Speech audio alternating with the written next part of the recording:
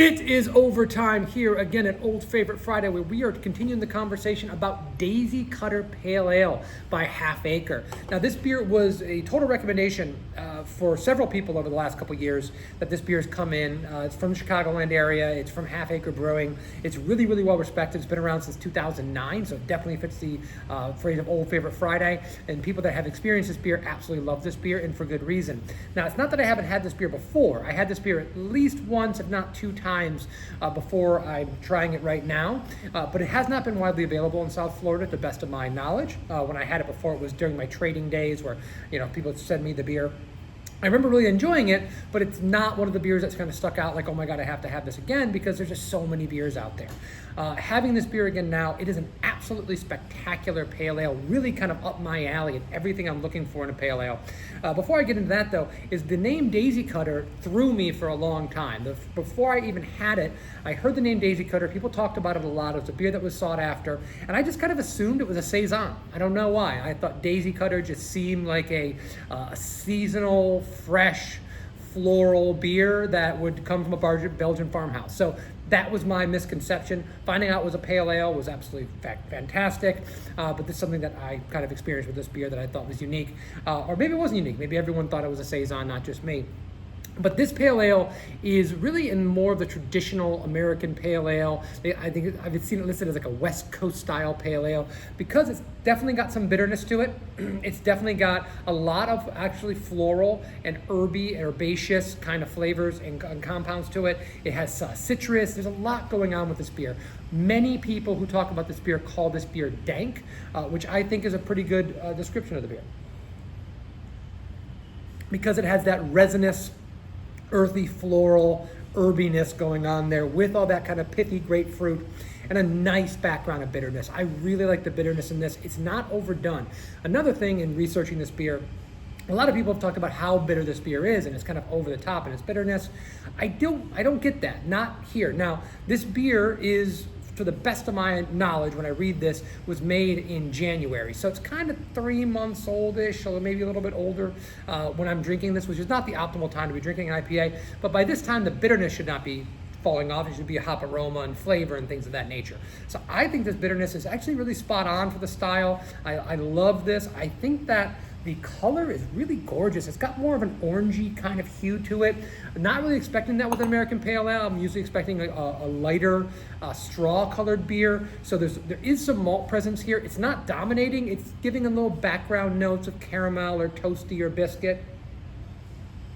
So it's really, really well-rounded, but remains really clean, really dry, and gives you all those classic American hop flavors, aromas, profiles that you're looking for in a beer like this, which is really, like I said, it's spot on. I'm really happy that several of you guys told me, hey, listen, pick this beer up. This is a great beer for Old Favorite Friday, because once again, it wasn't on my radar. And that's another thing. I get really lucky that I get so many people that are talking about, oh, you have to do this beer, you have to do this beer, and I get a chance to be reintroduced to a beer that I've liked before and now falling in love again with now. I'm hoping this beer is going to be available at my local stores going forward, because this is a beer I definitely want to pick up again.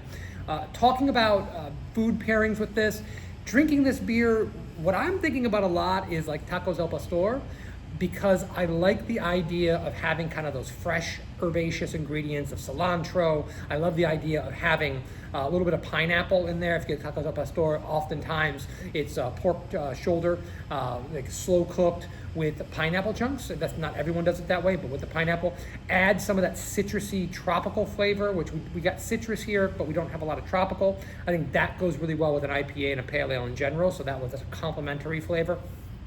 And then you just have the fact that this has some body to it, so it can stand up to the pork. Maybe a little bit of like a green hot sauce, not over the top hot, but a little bit of heat goes really, really well with pale ales and IPAs. So that's what I'm thinking. I'm thinking tacos al pastor with Daisy Cutter would be a really, really good pairing. Highly recommend that. But there's other things in that nature, right? If you're looking at other kind of like traditional Mexican food, that with those characteristics and those components, that would do really, really well with this beer and a beer like this. Yeah, really digging it. It is a really, really good beer. Well balanced, well deserved. The hype. This beer had a lot of hype for years for me because it was not available down here, and we had to trade for it. We had to find our way to get it and try it for the first time.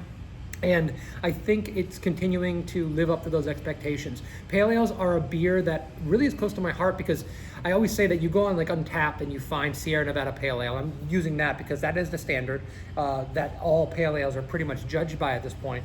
Sierra Nevada Pale Ale is a perfect beer. It should be a 5-star on any site because you can't improve on that beer in my opinion. But they never will get that because pale ales just do not have the hype of like, a pastry strout or some of these overly fruited sours because you're expecting something different from those kind of beers.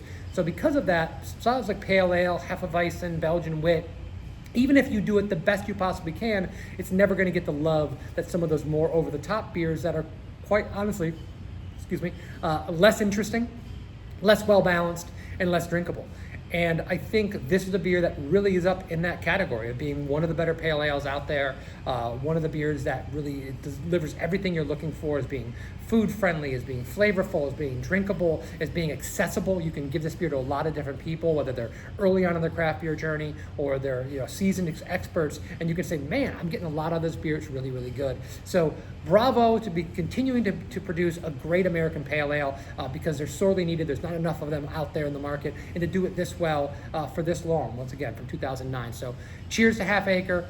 Daisy Cutter, if it's available in your area, highly recommend you go pick it up this weekend. Tell us what you thought about it. If you drink this beer, you drink this beer regularly, we want to hear from you. Please continue to tell us what beers we should be drinking next week for Old Paper Friday because we take these recommendations and I really, really appreciate it. Please poke around on the channel, see longer conversation about all the great beers we've done for Old Paper Friday over the almost 2 years we've been doing this series. And then please go over to our social media channels, give us a follow there as well. We do a shorter version of this every single week, just kind of touching base on the little aspects of this beer that are a little snippet leading people to the YouTube channel. So we want you guys to kind of consume all that. We really appreciate your time, and we'll see you next week. Cheers.